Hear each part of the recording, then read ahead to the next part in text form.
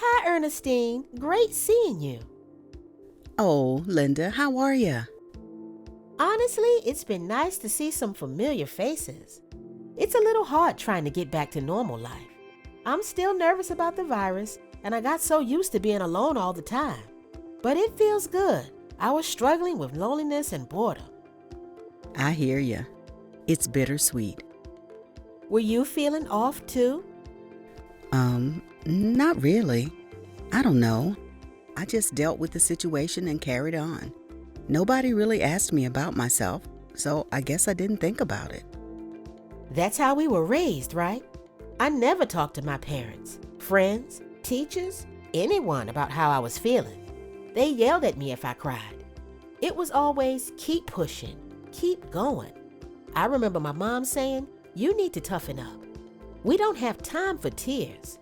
I had to be strong, but over time I realized that I don't always have to be strong. I don't always have to go through it alone, so it's okay to reach out for help. Well, I feel like in our community, it's looked down on to want to seek any therapy or speak to someone about your problems. And then it's looked down on like it's white people's stuff. My family was religious and kind of old school. Growing up, we didn't show emotion and we really didn't talk about mental health. They just didn't believe in mental health. They thought you just needed to pray to make all the problems go away. And I still do pray, and I think that it helps me, but sometimes you just need more than that.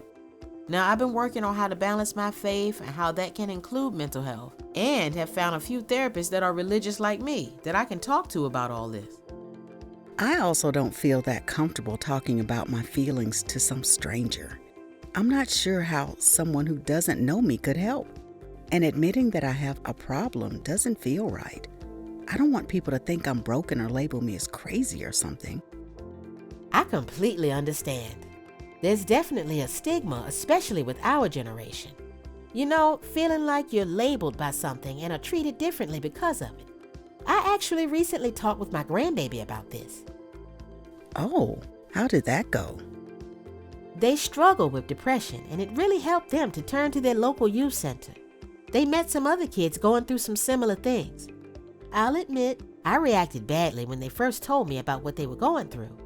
My first thought was that they were weak and that they didn't really have that much to worry about. I mean, all they have to do is homework. Life can't be that hard. But the more they opened up about their struggles, the more I understood the stigma I grew up with. I actually related to where they were coming from. Times are difficult right now for everyone. I think it's a good time to start an honest conversation about this. I'm glad I did with my grandbaby. That's interesting. I never thought about how the way that I was raised has affected my beliefs about this. Maybe you're right. Maybe I don't always have to be strong. I do think I'd be willing to learn more about helping myself and learn about mental health and resources. I just think that talking to people that look like you can help. It's important to me that I'd find some people that understand what it means to live and to try to survive and struggle like me.